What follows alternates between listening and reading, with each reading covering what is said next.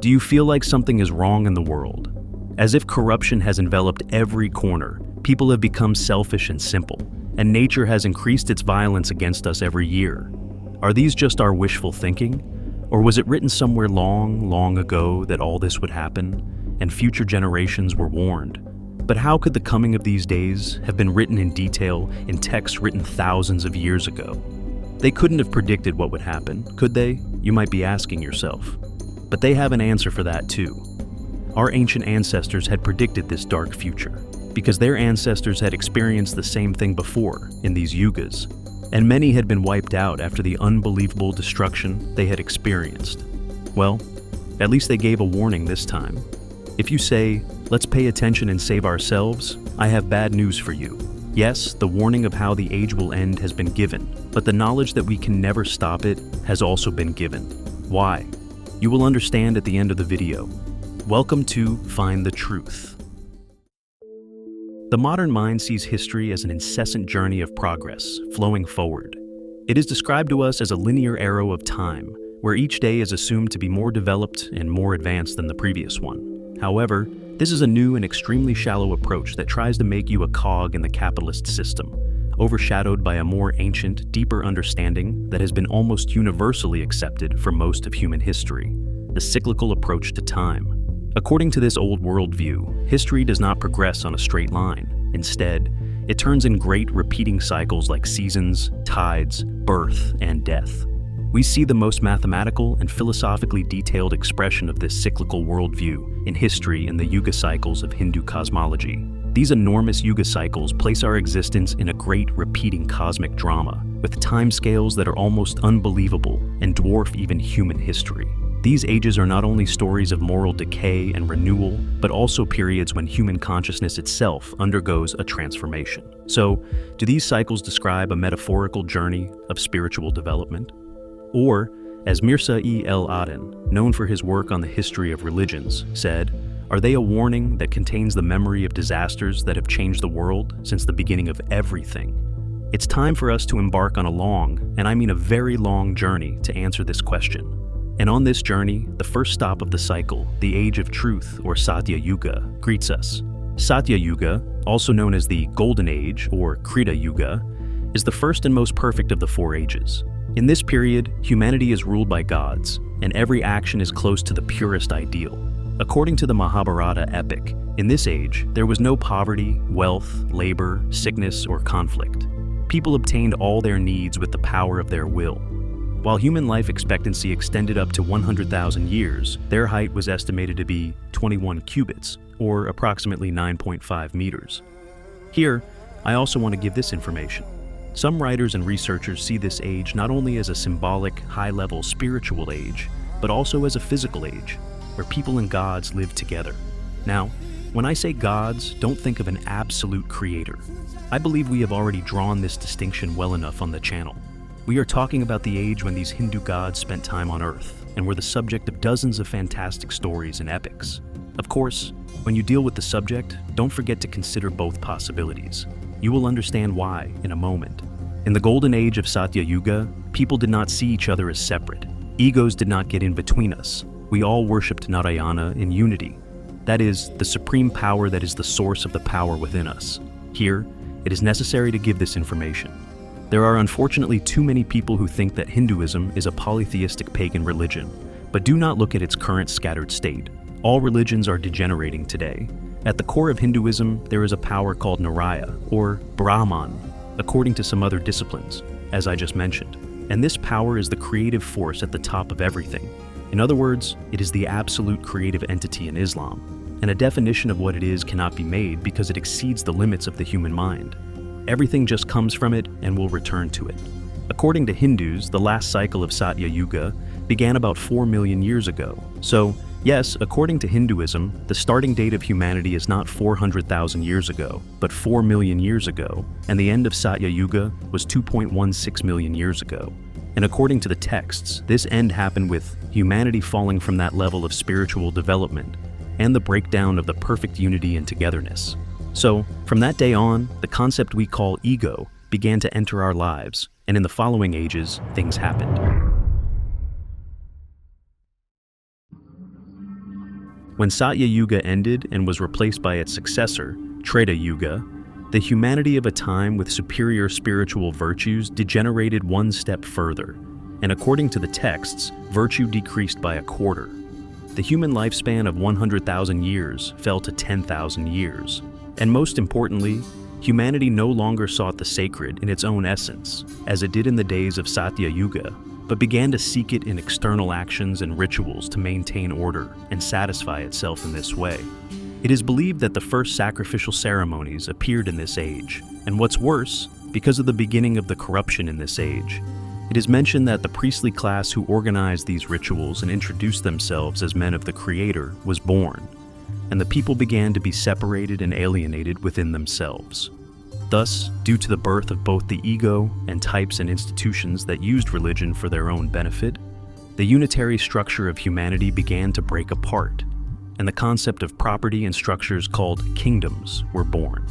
At the end of this age, which lasted for 1,296,000 years, according to the Hindu calendar, we see that humanity's self-centeredness has increased, and that the beings from the heavens, called gods on the planet, which was once in harmony, have entered into massive conflicts both among themselves and with us alongside them.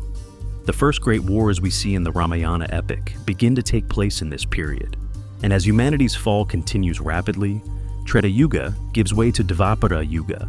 In Dvapara Yuga, the tree of virtue, which had 4 main branches, has now fallen to 2, and humanity's duality, doubt, fondness for materialism, and desire have increased. While our lifespan falls from 10,000 years to 1,000 years, diseases and sufferings become a part of our lives. In this age, it is said that artificial powers replaced spiritual power. In other words, we begin to develop technology. But where there is no virtue, technology and science are just weapons. And indeed, the great wars in the Mahabharata epic are fought in this age with the destructive weapons found with that science. These weapons, which are mentioned as astras in the epics, and each of which has unbelievable destructive power, are actually similar to today's technologies. For example, Narayana Astra is a destructive weapon that goes extremely fast and fires countless arrows. Vajra is a weapon used by Indra that works like a powerful lightning bolt. And the greatest of them, Brahmastra, is a weapon that makes the place it falls on uninhabitable for decades, locks onto a single target, goes like a fiery arrow, and creates an explosion that shines like the sun, destroying all living life in the area. I know what you're thinking. At the end of Dvapara Yuga, there is such a great war of destruction that both humanity and the kingdoms have been completely torn apart. However, thanks to Lord Krishna, the kings with a virtuous lineage have won the victory, and Krishna entrusts the planet to them and puts himself in the background. And one day, while he is deep in thought under a tree, a hunter accidentally shoots an arrow at him, and the arrow pierces Krishna's only weak spot, his ankle. Yes, hundreds of years later, the Greeks would tell this story as Achilles' heel, and an epithet would revive it. As Krishna slowly dies, he forgives the hunter who shot him, because he knows that his death is necessary for the beginning of Kali Yuga, the darkest and last age, and he says, "Whenever and wherever there is a decline in virtue or a rise in vice, O descendant of Brahma, I manifest myself and descend to the earth. I show myself from age to age to save the virtuous, destroy the wicked, and re-establish the principles of righteousness." This sounds familiar, doesn't it? Yes, a few thousand years after this epic, Rome would take these words and attribute them to their own Jesus.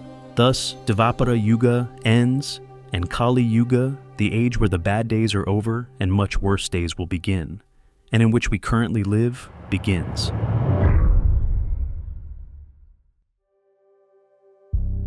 In Kali Yuga, the age of destruction and decay that we are currently in, human life has now fallen to 100 years. Oppression, diseases, conflicts, the death of nature, ignorance, and extreme materialistic thoughts are the curse of this age.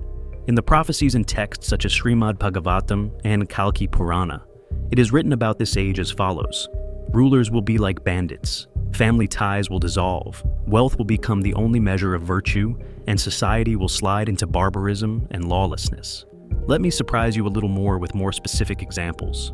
In this age, memories will weaken, and minds will be constantly filled with anxiety and stress. A person's value will be measured not by their wisdom, but by their wealth. Taxes will become heavy, justice will favor the rich, weather conditions will become unpredictable, droughts will increase due to extreme cold and heat, and famine will come. There are many more. But if there are those who think I am exaggerating and that this is not about today, they should read the Bhagavata Purana and Vishnu Purana. It sounds familiar, doesn't it? Both inside and outside of us, the world has unfortunately begun to turn into a place just like in these texts. According to the general Hindu approach, this age began in 3102 BC and will last for 432,000 years, so don't be relieved yet. Only 5,127 years have passed in this age. We have a long way to go. At the end of the age, we come to the moment when the film breaks, because the great cycle that encompasses these 4 ages, Maha Yuga, will complete its full turn, or its 4,320,000 year cycle, with the end of Kali Yuga, and start over. Of course, it will not end and start again in a nice way, but in complete chaos. At the end of Kali Yuga, when destruction and corruption reach an unbelievable level, humanity loses all its virtues, and rulers become completely demonic, the wicked will begin to hunt down and destroy the virtuous. Of course, this is a symbolic narrative. It is not talking about hunting with weapons. In this age of collapse, Krishna, the avatar of Lord Vishnu, who died in the previous Dvapara Yuga and said he would come again one day, will appear with his new incarnation, the Kali avatar. But this time, he will come to judge and punish us severely. According to the prophecies, Kali will appear on a white horse named Devadatta with a shiny sword that emits flames. Isn't this? Yes, friends, this is also the narrative of the Mahdi. Almost all of the symbolic events added later in the history of modern religions should actually pay serious copyright fees to Hinduism. But anyway, at this great moment of war, a small number of people who still have virtue in their hearts will be kept alive in sacred secret shelters and, after the destruction, will live once again by establishing a new order with the gods in Satya Yuga, the golden age that will begin again. The symbolism of hiding and being saved in sacred shelters is a truly interesting detail, and so, everything will start over again, and then again, and then again, and then again, until this universe ends. By the way, the men have explained in detail how that will happen too. With a rough calculation, they say that about 155.52 trillion years from now, the order in the universe will begin to fall apart, and everything will dissolve. After that, the darkening universe will return to a single point, without time, without space, without causality, to that supreme being called Narayana, as Brahma breathes in, and then everything will reappear and begin again with his will. This sounds like a story, but it is in perfect agreement with the most advanced scientific approaches today. There are 2 models of the end of the universe that are most accepted today. The first of these is the Big Freeze, or Big Dissolution. Yes, just as the Hindus said, and the events are exactly the same. It is a model of a cold, dark, and empty dissolved universe where entropy will eventually scatter everything, and even the bonds of atoms will be broken.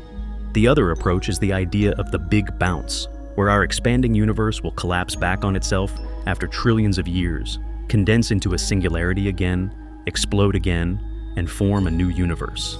The Hindu myths wrote down these 2 possible scenarios thousands of years ago with incredible accuracy, and they developed a model that includes both possibilities. It's really interesting. I even came across this claim. In the Vedic texts, a day of Brahma is stated to be 4.32 billion years, and this is described as the time it takes for creation and life to begin. Some approaches have claimed that this is actually about the planet Earth, which is at the core of the subject, and that it covers the time from the creation of the world to the present day. This is not an approach to be dismissed easily, because according to the latest scientific estimates, it is a known fact that our world has existed for 4.3 to 4.5 billion years. What a surprising coincidence, especially when we consider that the people who predicted this did not know the basics of technology and said that this information was given to them by a celestial race. Yes, the Yuga calculations and the ages of the world, which are a part of the Vedic sciences, are presented to us by the Hindus in a very detailed way. But are they the only community in the world that has this information? The answer is surprisingly no. In fact, many ancient cultures talk about the exact same cycle, and unfortunately, the story ends badly for us in all of them. Let's look at the information that the mysterious Hopi people, whose video I made last week, learned from the beings who guided them.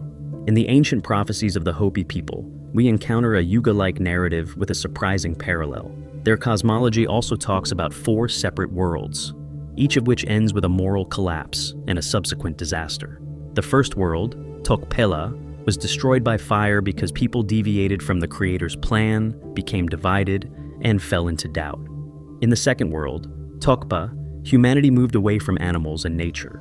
Greed was born. And this world came to an end because it slipped from its poles, went out of control, and was covered with ice. In the third world, Kuzkurtsa, great cities and complex civilizations rose. However, this progress led them to spiritual decay and war. The end of this world came with a great flood that swallowed everything. According to the Hopi, we are currently living in the fourth world, Tuvagachi, and the end of this world was also foretold in the prophecies. These prophecies are known as the 9 signs and describe the modern world with frightening accuracy. When the iron snakes that cut the earth multiply, we can translate this as railways. When a giant spider web is stretched across the sky, we can call this power lines, satellites, or the internet. And when a gourd of ashes comes that will fall from the sky one day, burn the earth, and boil the oceans, we can call this an atomic bomb or a meteor. When these signs are completed, the day of purification will come. This will be an all-out destruction or a transition to the fifth world, the age of peace and harmony, which will be heralded by the arrival of the blue star Kachina. The Hopi narrative is a shocking warning that underlines how deeply humanity's fate is tied to its own actions, and that cyclical destruction may not be just a myth, but a cosmic law. And ultimately, it gives the message that as the age ends, our end will be determined by our actions until that day. The motif is always similar: destructions that come as a result of the corruption of humanity and the beginning of everything again.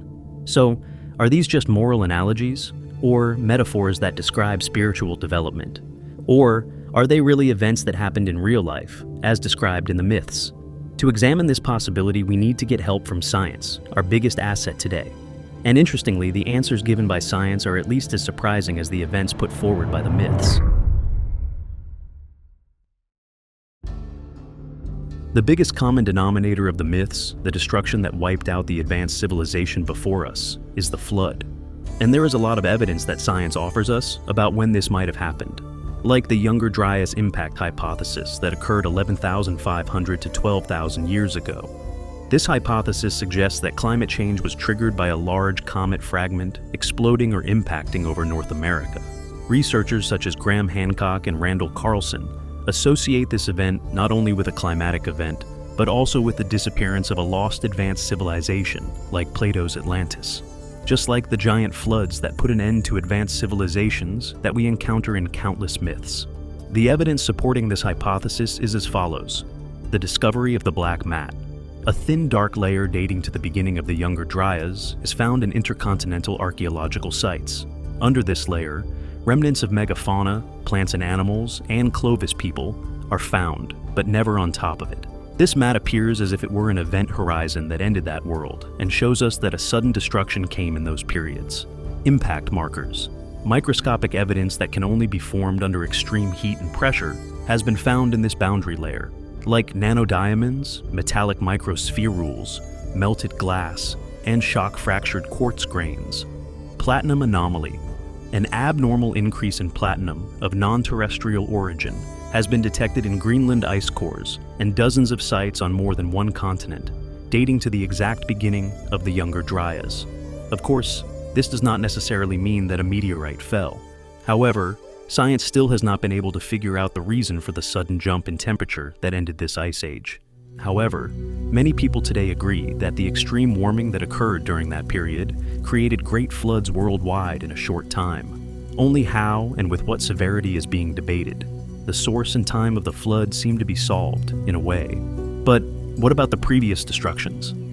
Could humanity have been wiped out by fire or by freezing as a result of a pole shift? As the myths say, long, long ago? Let's continue to approach this scientifically and examine the biggest destructions we have. 74,000 years ago, the Toba supervolcano in Indonesia erupted in all its horror, burning all life in its surroundings and also creating a volcanic winter by releasing ash into the atmosphere, which blocked the sun. According to some claims, we see that this sudden climatic disruption seriously reduced the human population on Earth at that time. But please remember that these are still topics being researched. It is a period that is very much in line with the fire and dark-themed disaster motif. Let's come to the pole shift event. Approximately 42,000 years ago, a magnetic anomaly known as the La Champs event occurred, and the Earth's magnetic field strength dropped suddenly and seriously, and cosmic radiation from the Sun literally bombed the Earth. Researchers have associated this event with the extinction of megafauna in Australia, the end of the Neanderthals, and a sudden explosion of cave art as people took refuge in caves for protection. It is also a very suitable event for the motif of a pole shift, and people taking refuge in caves mentioned in our myths. But what about the Great Freeze? This is an event that takes us back to the Younger Dryas period, once again. Younger Dryas was a really interesting period. Approximately 13,000 years ago, the world was coming out of its last ice age and warming up nicely. But suddenly this process was cut off, as if with a knife, and the climate instantly went out of control and returned to freezing temperatures in just a few years. The effect was so great that all the gains of the 2,500 years of warming were suddenly gone, and the world entered the ice age again. The reason for this is still not fully known. One of the most emphasized hypotheses is the collapse of a warm ocean current system similar to the Gulf Stream, which causes the polar air to collapse towards the equator. And we are currently on the verge of facing this problem due to climate change. This scenario may be telling us about the Great Freezing disaster mentioned in the myths of our ancestors. Remember the Zoroastrian myth I told you about in my previous video about the ant people, the one where the god warned the prophet and commanded him to hide underground for the freezing winter that would come suddenly. An interesting coincidence, isn't it? Of course, while we are dealing with these, we are trying to make sense of the data we have. Yes, although the traces of the event called the Flood may have been well determined scientifically, it is very difficult to talk about the ones before it, because we have no written text from those periods, nor any remains to light our way. Perhaps huge civilizations are lying under dozens, maybe hundreds of meters of soil waiting to be discovered, and we don't even know where most of them are. However, it does not seem possible for now to fit all this scientific approach into the unbelievable length of the Hindu Yugas. While the secrets of Göbekli Tepe, which is only 12,000 years old, have not even been solved, it would be pointless to research or question a past of 4 million years. Of course, unless these year concepts in the epics were calculated differently and told to us. The Yugas are a very interesting narrative that shows us how people of ancient times lived and adopted their cyclical time hypotheses. It is not known how accurate or inaccurate their timing is, but the metaphors and narratives used are in perfect harmony with the processes of human corruption. Let's just examine the history of humanity as we know it. We had a more symbolic belief system before, and over time, we gave birth to the priestly class. Symbols entered religions, and new religions were created. The priests always considered themselves superior to other people and alienated them. They became corrupt over time to hold on to power and did very dark things. This corruption did not end with the priests. Kings also became corrupt in the same way. They exploited and killed people to hold on to power. And pay attention, these things are still happening today in some countries, including ours. We live in a period where class distinctions are getting bigger, justice is getting less, and nature is going through more and more difficult conditions. Who knows? Maybe the Yugas are a symbolic narrative and tell us about the 4 ages we will experience, both individually, socially, and nationally. Beginning, development, corruption, and collapse. This is why the ancients have always accepted this. No matter what level of technology or civilization is reached, these ages will have to be lived, because human nature never changes. Thank you all for watching the video. If you like this kind of content, you can subscribe to the channel and join me on my journey. See you next week. Take care.